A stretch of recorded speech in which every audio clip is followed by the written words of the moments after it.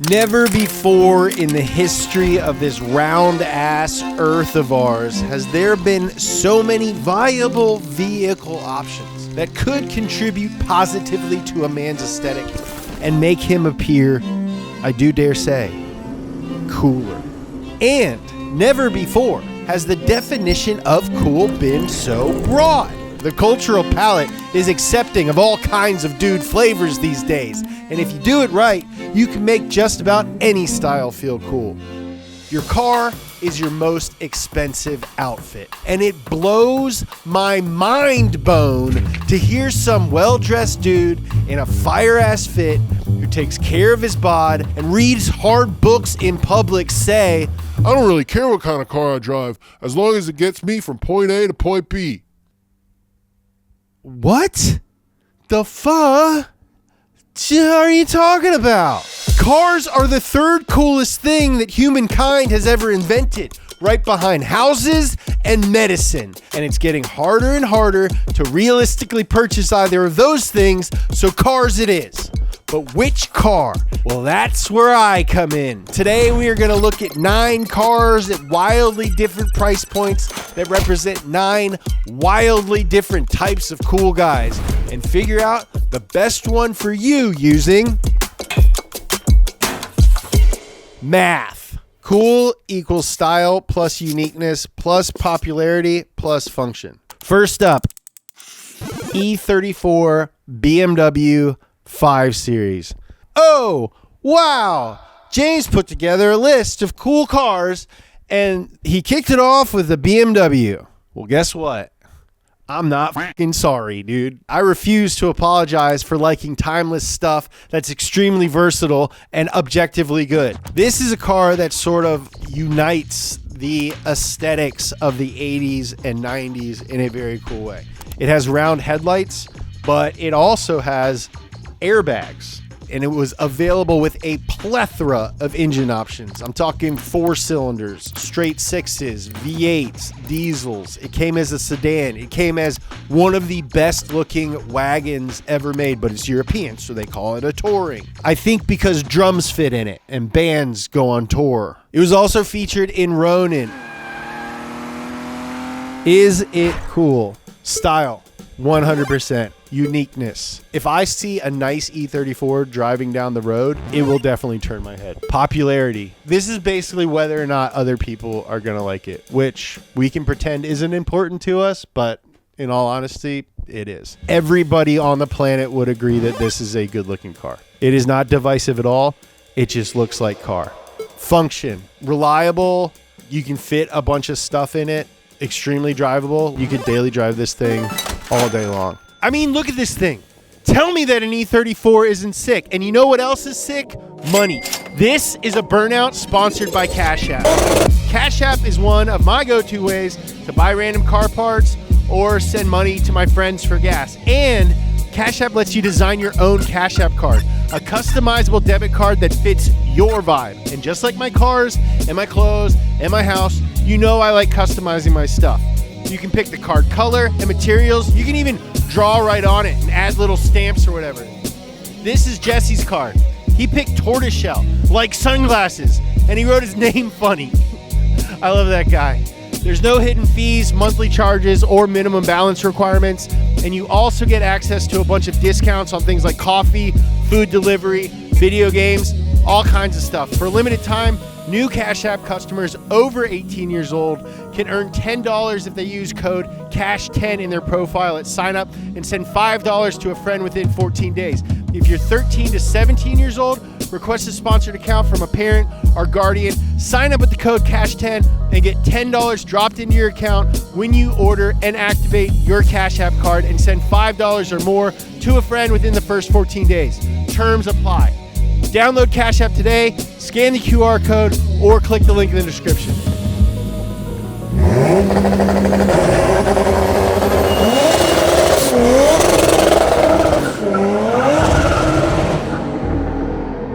I mean, come on, dude. That's a cool car for a cool guy. I'm starting out with relatively cheap cars in the beginning of the video, and I'm going to go up in price as we go. Eventually, we're going to get the cars that even me as a working class YouTuber can't afford. But I still think they are cool, and I think it's important to dream, you know? Like maybe one day if I get enough views, I can get that final car on this list, you know?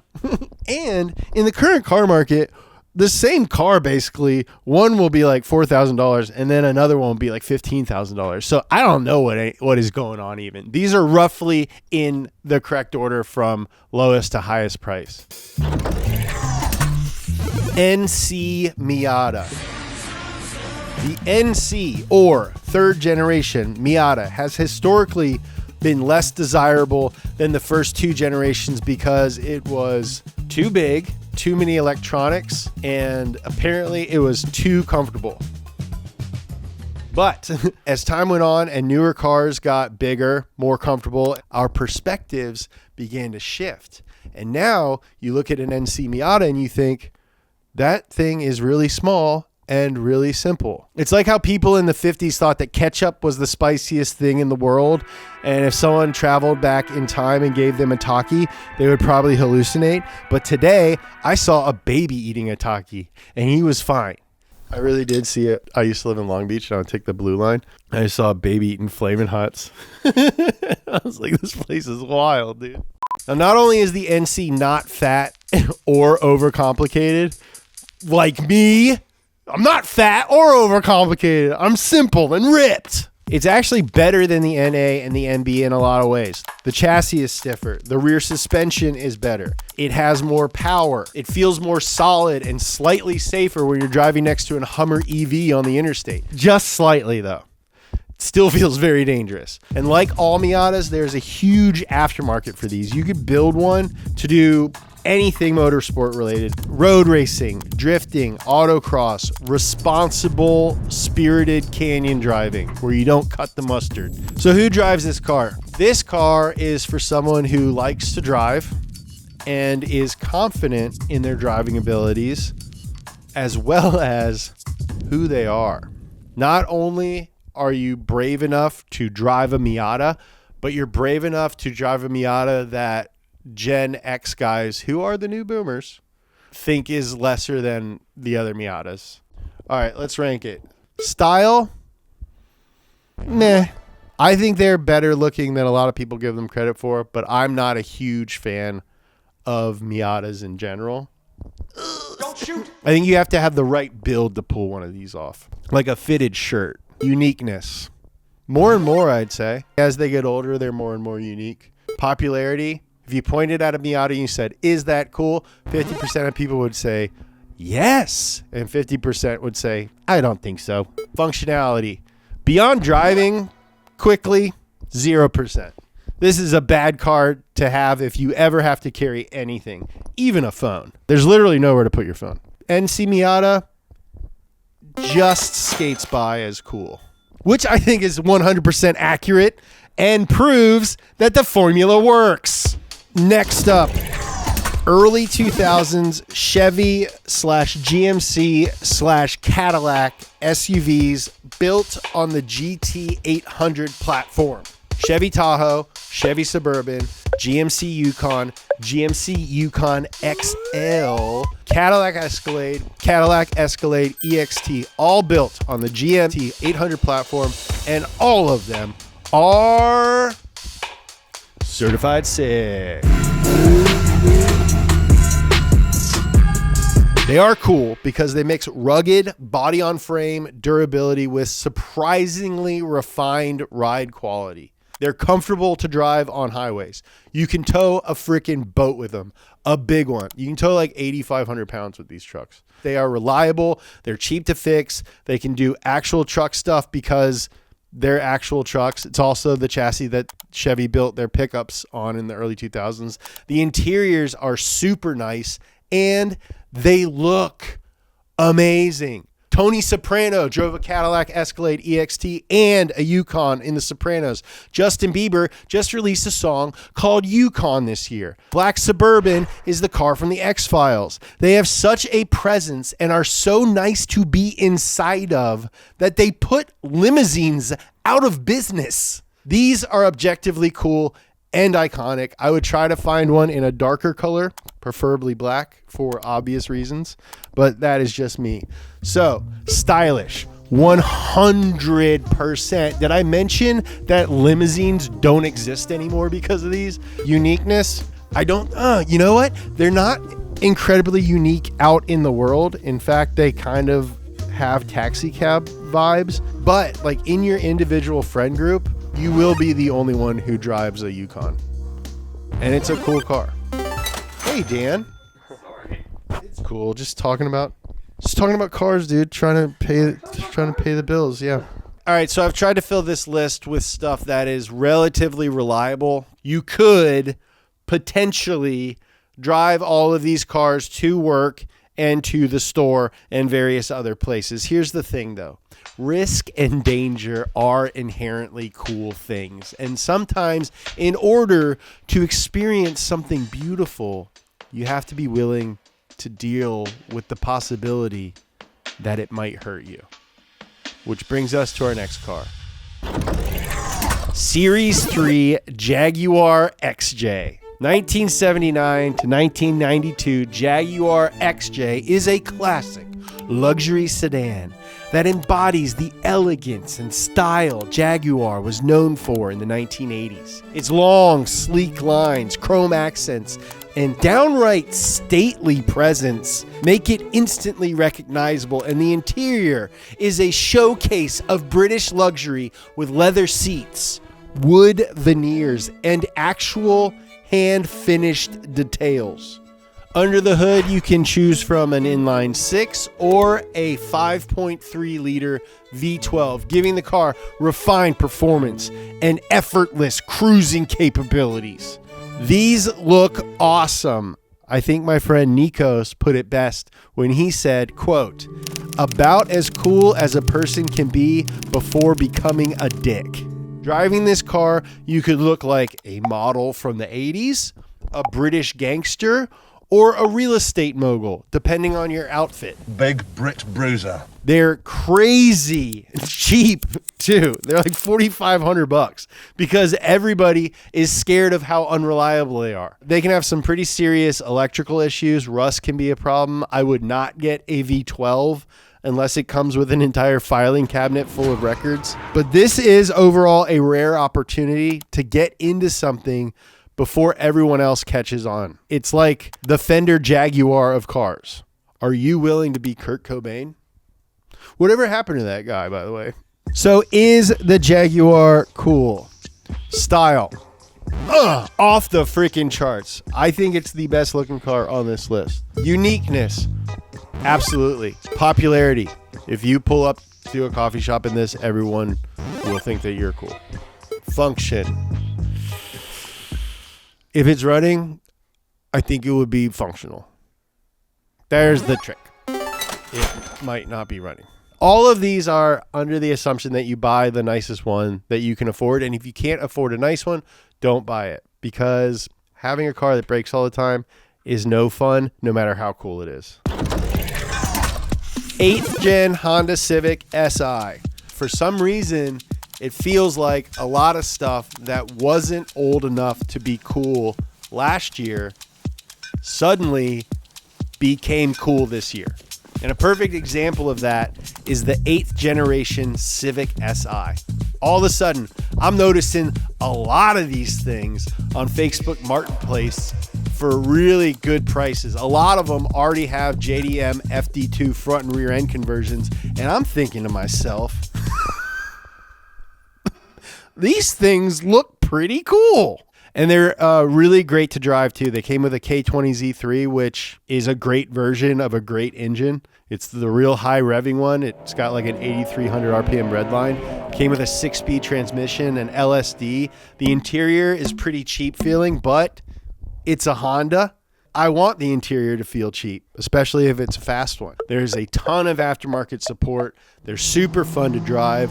They're really cheap. They're really reliable. They can last for hundreds of thousands of miles. This is the best car on this list for a young enthusiast, in my opinion. It's totally practical and responsible, but it's still very cool and very fun, which is an incredibly rare combo. You know how long it took me to find Jesse?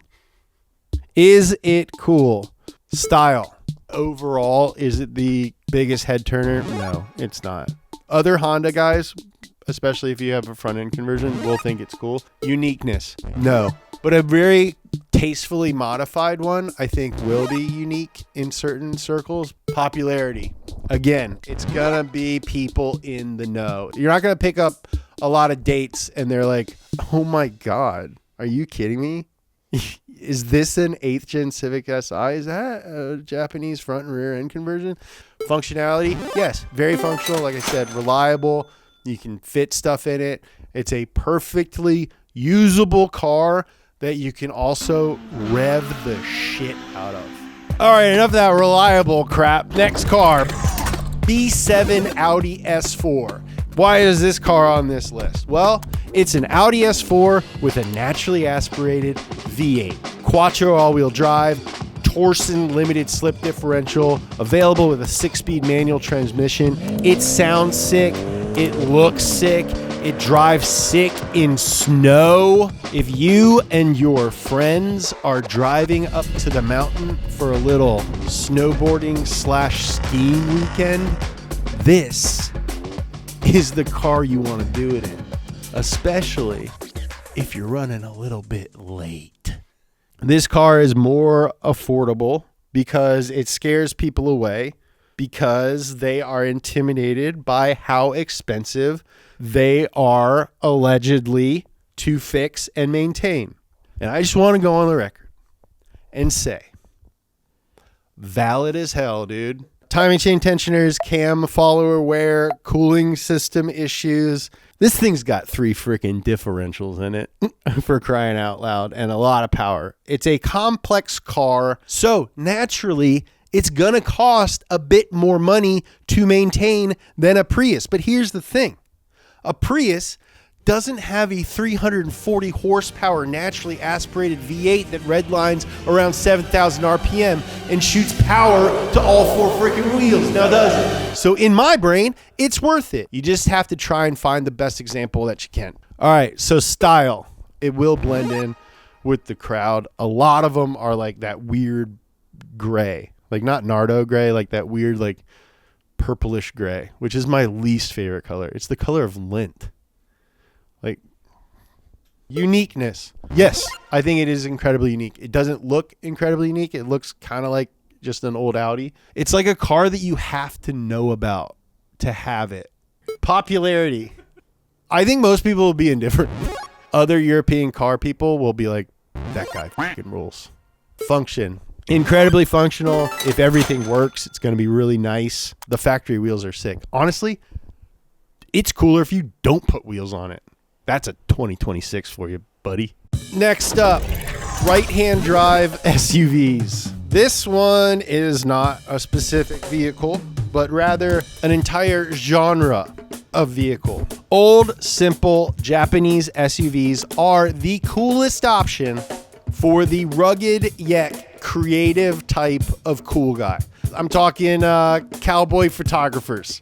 That's both guys who take pictures of cowboys and guys who look like cowboys and are photographers. Inexplicable creative directors. Guys who own warehouses for some reason. If this is you, or you just aspire to give off this type of vibe, a bare bones SUV is the perfect statement car for you. It gives truck vibes, but lets people know that you support everybody's right to get married. A good 4Runner or Land Cruiser is incredibly hard to come by and impossible to find for cheap. But if you're willing to drive on the wrong side of the car, you all of a sudden have a much larger pool of cute, capable little trucks to choose from. A lot of them are already imported into the United States. There's a ton of cool ones that you may not have even heard of yet, with weird names and cool stripes and stickers down the side of them. And they're that much more eclectic, unique, rare, all things that are objectively cool. And so here is a long list of little Japanese SUVs for you to look for. Toyota Land Cruiser Prado, 70 Series Toyota Land Cruiser, 80 Series Toyota Land Cruiser, 100 Series Toyota Land Cruiser, 60 Series Toyota Land Cruiser, 55/40 Series Toyota Land Cruiser, Toyota Hilux Surf, Toyota Mega Cruiser. Good luck finding one of those. Mitsubishi Pajero, Mitsubishi Pajero Mini, Mitsubishi Pajero Evolution, Isuzu Trooper / Bighorn, Isuzu Vehicross, Suzuki Jimny, Suzuki Escudo, Daihatsu Rocky, Nissan Patrol, Subaru Forester, Japanese ones, Toyota RAV4, Japanese ones, Isuzu Rodeo, Honda Crossroad, Mazda Proceed Marvi, Daihatsu Taft, named after the president, Nissan Safari, Subaru Sambar 4-wheel drive van and truck, Nissan Toronto, Nissan Mistral. Make sure that whatever you get was imported legally and that you can insure it, register it, and title it in your state. You won't be able to go through drive-thrus anymore, but a lot of people are going to think you're cool. All right. Stylish. Yes. Very stylish. Unique. Yes. Popular. Yes. Everyone's going to think you're cool. Function. Yes, because it's a little truck, but no, because driving on the wrong side of the road is hard, and you're going to constantly be turning your windshield wipers on. We're getting expensive now. We've officially crossed into stuff I can't afford. Sub $100,000 Ferraris. I'm talking Ferrari 355, Ferrari 360, Ferrari 430. Hot take. Porsches aren't cool anymore.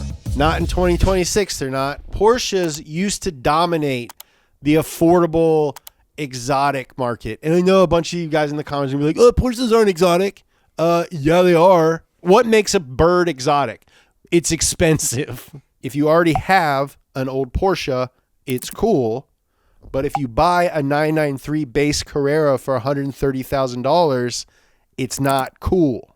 They've turned Porsches into Nike Dunks. Like, it's not cool anymore. All right, so these mid-engine V8 Ferraris now occupy that sweet spot, offering the visceral analog driving experience of a classic 90s or early 2000s supercar. Straight up breathtaking styling. These boys are head turners. Every year there's more and more aftermarket support for these cars. You can get coilovers, all kinds of suspension stuff. People are starting to make manual conversions for them. People are making aero for them, importing a ton of cool stuff from Japan. Google Japanese Ferraris. Guys like my buddy Vin are tearing them apart and making tutorials and DIYs. Vin basically built his Ferrari like a nice 240SX, and it's sick. A Ferrari project is a semi-realistic idea for somebody who has some money, but not you money. You want a Mark III Supra or an R33 GTR or a Ferrari 360?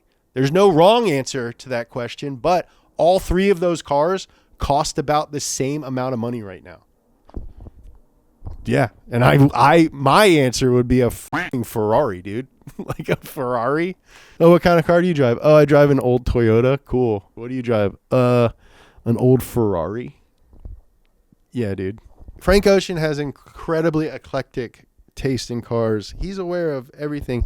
He doesn't have a song called White Toyota. Right? Doesn't have a song called White Toyota. Okay? Frank Ocean doesn't have a song called White Toyota. All right? Where are you from? You guys here on a date? No? Oh. So is a mid-engine V8 Ferrari cool? Yes. Yes. 10, 10, 10. Whatever functionality it lacks just makes it cooler. It's like me not using email. It just makes me more mysterious and fun. Honorable mentions. New Priuses. E31 BMW 6 Series. Bentley Arnage. Rivian or Hummer EV lease. You can get them for like $12 a month and you won't look like a dick in a Tesla. OBS trucks from either Ford or Chevy. A 240SX, but restored very well in a very OEM plus type of way. Mercedes W201, W124, R129. all designed by this dude, Bruno Sacco. They're very cool. Lexus LC500, Lexus SC300/400, early Mercedes G500s and G320s, Lexus LS400s, 2000 is the best year, EG Civics, EK Civics, and just 25-year-old European imports in general. Japan went really hard in the 90s, but now as we enter into the early 2000s era of cars being allowed to be imported, Europe is where it's at, baby. And guess what? They're left-hand drive. So fun. Yeah. So now, the moment we've all been waiting for. The coolest car for a guy to drive in 2026. Hellcat.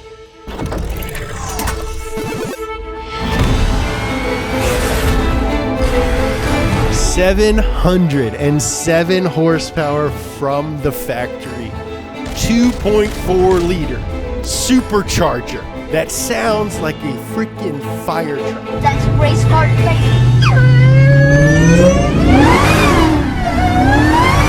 From the factory. The supercharger on this car is bigger than a lot of the engines in the cars on this list. Dodge took a regular road car that made 290 horsepower and made it 707 horsepower. What? So I think that a lot of car enthusiasts were blown away and extremely excited when the Hellcats were announced. And then as we saw them on the streets or in clips on the internet, we all just kind of collectively decided that they weren't cool anymore. All right, me included. It's like we were all just like, you know, that much horsepower is too obvious. It's not subtle enough. It's too on the nose. But if you stop and think about what this thing actually is, it's loud. It's a little dated looking. It's full of cheesy puns. Your dad loves it. It's kind of like the Terminator 2 of cars. And I love Terminator 2. And I think that's the Hellcat. It's so dumb. But it was a production car with more horsepower than we thought was possible. It kind of made every other car company make cars with a ton of horsepower because everyone was like, well, Dodge did it. Why can't you? So now we have like 800 horsepower M5s. I think it's going to age really well and I want one. So again, I also just remembered that like this is a list in order of price and not in order of coolness. So like that isn't the number one coolest car. That's just the most expensive coolest car on this list. They're still expensive. I tried to buy one as a joke. I can't afford it. All right. Thanks for watching this video. Thanks for rocking with us. If this is your first time watching a video on Speed, welcome. We do talk about a plethora of different topics, and sometimes I even go outside. Maybe check out a couple of our other videos, see if you like them, see if they jive with you, and then maybe hit the subscribe button if you like it. I want to earn it. Go to speed.co. We also make clothes. It's one of my favorite parts of doing this made up job that we do together. We have a membership program called the Legion of Speed. You get an exclusive podcast every other week, first access to a number of things. We have a newsletter now, merch discount, and yeah, let's have fun in 2026. What do you say? What do you say, guys? What do you guys say we have fun in 2026, huh? What if in 2026 we just have some fun, dude? Hell yeah. I love you.